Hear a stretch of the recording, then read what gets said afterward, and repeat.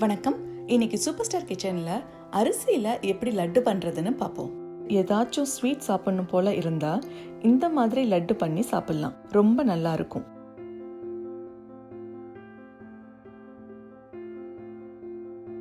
அரிசி லட்டு பண்றதுக்கு 2 கப் அரிசியை ஒரு பேன்ல போட்டு மீடியம் ஃப்ளேம்ல கலர் மாறி வர வரைக்கும் வறுக்கணும். அதை அப்படியே ஆற விட்டு ஒரு மிக்சர் ஜார்ல போட்டு நல்லா அரைச்சி எடுத்துக்கணும்.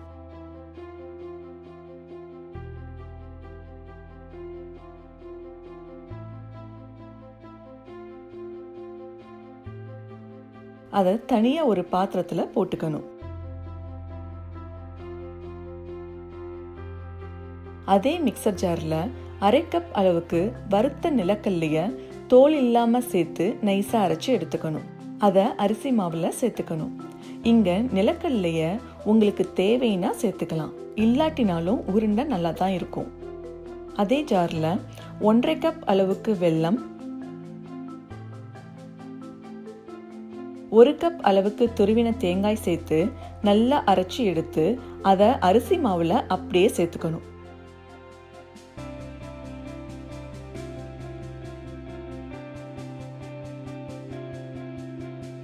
நீங்க இந்த லட்டை ரொம்ப நாள் வச்சு சாப்பிட்றதா இருந்தா தேங்காயை வதக்கி சேர்த்துக்கோங்க.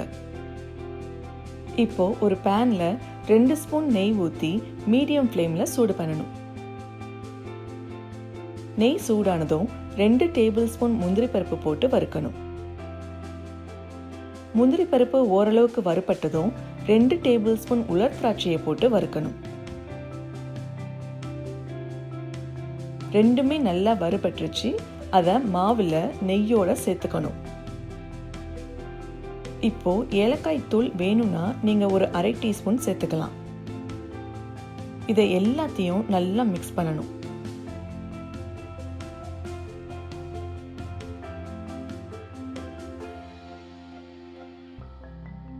அதை அப்படியே உருண்டை பிடிக்க வேண்டியதான்.